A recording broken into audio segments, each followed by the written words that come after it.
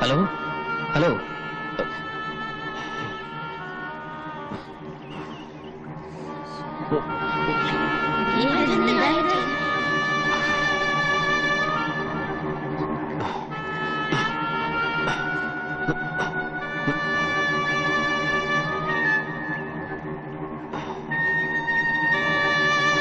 Hello hello ഏയ് ഏയ്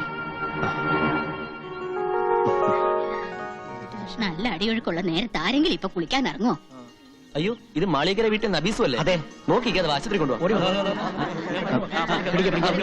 ആരെങ്കിലും പോയി വീട്ടിൽ വിവരം അറിയിക്കും.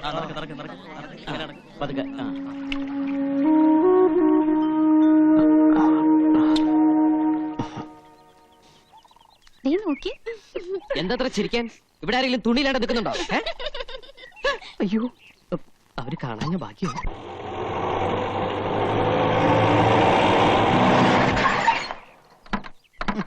തുറന്നു കൊടുത്താലേ മുതലാളി ഇറങ്ങൂ.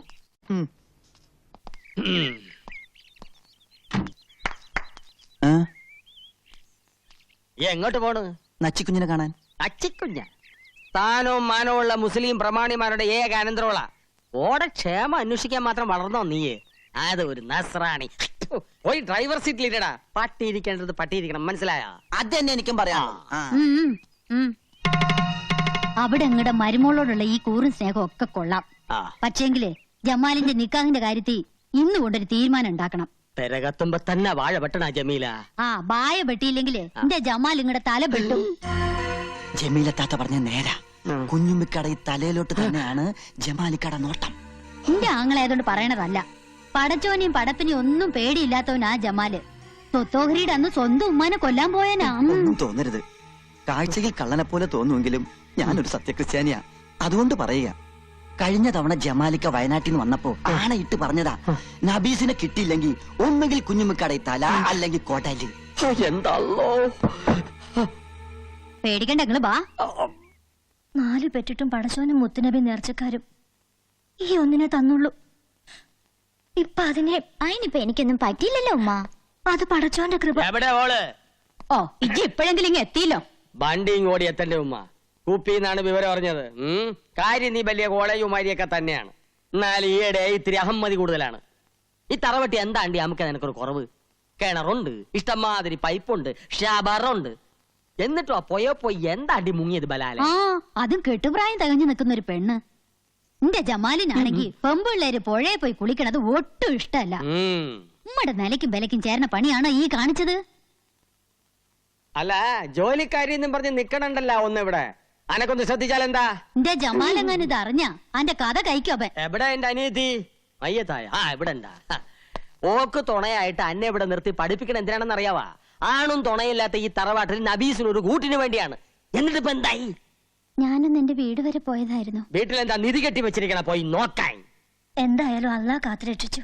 അല്ല അപ്പുറത്ത് പുതിയതായി താമസത്തിന് വന്ന ചെക്കനെ രക്ഷിച്ചത്. ആ പോയക്കടവിലെ ചുയില് പെട്ടിട്ട് രക്ഷപ്പെട്ടത് തന്നെ അതിശയാ. എല്ലാം എന്റെ ജമാലിന്റെ ഭാഗ്യം ഇല്ലേക്കാ? അതെ അതെ. ഹാജിക്ക വന്നില്ലേ? ഫോൺ വിളിച്ച് അറിയിച്ചിട്ടുണ്ട്. വാ. മമ്പറം പള്ളിയില് നേർച്ച കൂടാൻ പോയിരിക്ക.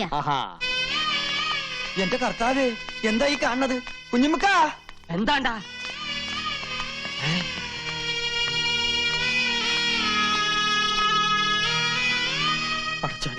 ആരാ മയ്യത്തായത്? മഞ്ചലിന് മുന്നിൽ മൂസുട്ടിയാണെങ്കിൽ മഞ്ചലിനകത്ത് ആജിക്ക തന്നെ. എല്ലാം പടച്ചോന്റെ കളികളാന്ന് കൂട്ടിയാ മതി. ഹാജിയാരെ കാര്യസ്ഥന നിലയിൽ ഇനി എല്ലാ കാര്യത്തിനും ഓടാനും ചാടാനും നമ്മൾ തന്നെ വേണല്ലോ.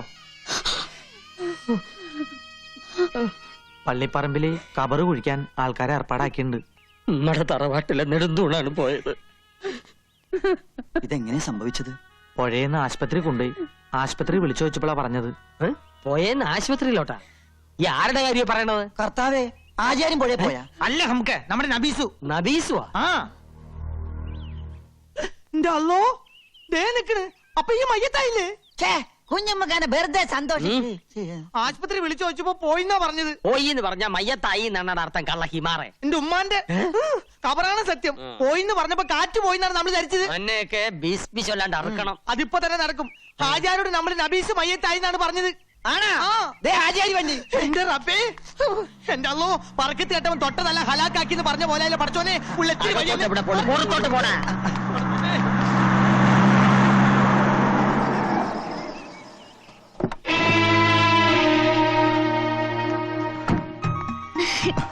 എനിക്ക് ഒന്നും പറ്റില്ല വല്യ മാമ. റബ്ബുലാലമനായ തമ്പുരാനെ ആശ്വാസമായി. ആദ്യ പിടിച്ച വല്യമാമ പറഞ്ഞത്. ഈ നേരമായിട്ടും തുള്ളി വെള്ളം പോലും കുടിച്ചിട്ടില്ല. നമ്മുടെ മോക്കൊന്നും പറ്റൂല എന്ന് എന്നോട് ഞാൻ പറഞ്ഞില്ലേ? എന്റെ പൊന്നു നാത്തൂനെ, അതല്ലേ അതിശയം. മമ്പറത്തെ മൊയിലിയാർ അച്ചിട്ട പോലെ പറഞ്ഞതാ, നച്ചിമോക്കിപ്പൊ മോശ സമയം വെള്ളവും തീയും സൂക്ഷിക്കണമെന്ന്. ഇപ്പൊ കണ്ടില്ലേ? മാത്രല്ല നമുക്ക് എല്ലാവർക്കും സന്തോഷിക്കാൻ മറ്റൊരു വിശേഷം കൂടി മൊയിലിയാർ പറഞ്ഞിട്ടുണ്ട്. 17 കൊല്ലങ്ങൾക്ക് ശേഷം ഈ മാളിയേക്കൽ തറവാട്ടിൽ എല്ലാവർക്കും ലാളിക്കാൻ ഒരു കുഞ്ഞിക്കാല് പറക്കാൻ പോണെന്നാ മൊയിലിയാർ പറഞ്ഞത്. കാരുണ്യവാനായ എന്റെ അല്ലാ, നീ വിളി കേട്ട് പടച്ചോന്റെ കൃപയ്ക്ക് വേണ്ടി ഞമ്മ 4 എണ്ണത്തിനെ കെട്ടി. മച്ചുകളാണെന്ന് അറിഞ്ഞപ്പോ 4 എണ്ണത്തിനെ മൊയ് ചൊല്ലി. 5ാമത്തെ ബീവിയെ ജമീലായ ഒരു കുഞ്ഞുണ്ടായ 30 നോമ്പ് തേച്ചോളാം ഞമ്മ നേർന്നിരുന്നിക്ക. എന്റെ കാര്യമല്ല പറഞ്ഞത്. പടച്ചോനെ, ഞമ്മ പറഞ്ഞതിങ്ങ് തിരിച്ചെടുത്ത് കേട്ടാ. നമ്മുടെ നച്ചുമോടെ നിക്കാഹ് ഉടനെ നടക്കുമെന്നും സന്താന സൗഭാഗ്യം ഉണ്ടാകുമെന്നുമാ പറഞ്ഞത്. അതെ, തറവാടിനൊരു അവകാശിയെ കിട്ടിയാൽ കുഞ്ഞിന്റെ 40 ചടങ്ങ് കെങ്കേമമായ എന്റെ പുരയിൽ വെച്ച് നടത്താമെന്ന് ഞാൻ നേർന്നിട്ടുണ്ട്. എല്ലാം എന്റെ ജമാലിന്റെ ഭാഗ്യം. അല്ല, എവിടെയാ കള്ളഹിമാർ മൂസൂട്ടി? നമ്മള് മയ്യത്തായി. വിട്ടോളി വിട്ടോളി.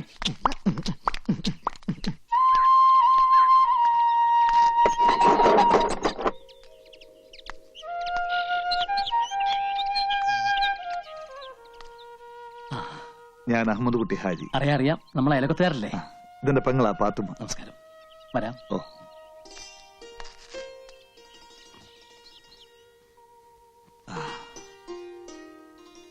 ഒരേയും പറമ്പും ആരോ വാങ്ങിയെന്നും താമസം തുടങ്ങിയെന്നും ഒക്കെ കേട്ടു. ഒന്ന് വന്ന് കാണാനോ മിണ്ടാനോ ഇതുവരെ ഒത്തില്ല. ഇതാണ് എന്റെ ലക്ഷ്മി. അസ്സലാമു അലൈക്കും. നമസ്കാരം. മനസ്സിലായില്ലേ?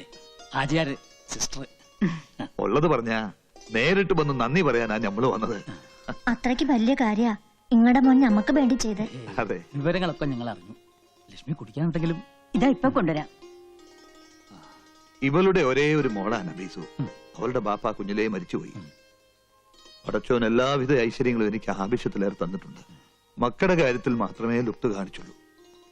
സ്വന്തം മോളല്ലെങ്കിലും ഞാൻ കടം കൊണ്ട മുത്ത ആ ഓള്. അവളുടെ ജീവനാ നിങ്ങളുടെ മോൻ രക്ഷിച്ചത്. വലിയ സന്തോഷമുണ്ട്. നമ്മുടെ ആയുസൊക്കെ ഒടയതമ്പുരാന്റെ ഖജനാവിലല്ലേ? ആ സൂക്ഷിപ്പുകാരൻ തീരുമാനിക്കുന്ന പോലെ എല്ലാം നടക്കൂ. എന്റെ മോൻ അതിനൊരു നിമിത്തമായി എന്ന് മാത്രമേ ഉള്ളൂ. അതാരാ? ഞാൻ പറഞ്ഞില്ലേ, ആ സൂക്ഷിപ്പുകാരൻ. ആയസിന്റെ കാര്യത്തിൽ അവൻ എന്റെ പൊടിമോളോട് ഒരു തമാശ കാണിച്ചു. ഒരു കണക്കിന് അവനെ കുറ്റം പറയാൻ പറ്റില്ല. എല്ലാ സൗഭാഗ്യങ്ങളും അവൻ കൈ നിറച്ച് നിങ്ങൾക്ക് തന്നു. പക്ഷേ അത് കൊണ്ടു നടക്കാനുള്ള യോഗ്യത ഞങ്ങൾക്കില്ലാതെ പോയി. മോൾക്ക് എന്താ പറ്റിയത്? കുടുംബക്കാരെല്ലാം ചേർന്ന് മുറച്ചെറുക്കനുമായിട്ടുള്ള കല്യാണം ഉറപ്പിച്ചു. അപ്പോഴാണ് കൂടെ പഠിച്ച ഒരുത്തനെ ഇഷ്ടമാണെന്നുള്ള കാര്യം അവൾ പറയുന്നത്. ഓ, ഒരിക്കലും അംഗീകരിക്കാൻ വയ്യാത്ത ബന്ധമായിരുന്നു അത്. എല്ലാവരും എതിർത്തു. ഏറ്റവും കൂടുതൽ എതിർത്തത് അച്ഛനും അമ്മയും തന്നെയാണ്. പക്ഷെ അവൾ ഞങ്ങളെ തോപ്പിച്ചു കളഞ്ഞു. കല്യാണത്തിന് തലേന്ന് അവൾ തൂങ്ങി മരിച്ചു.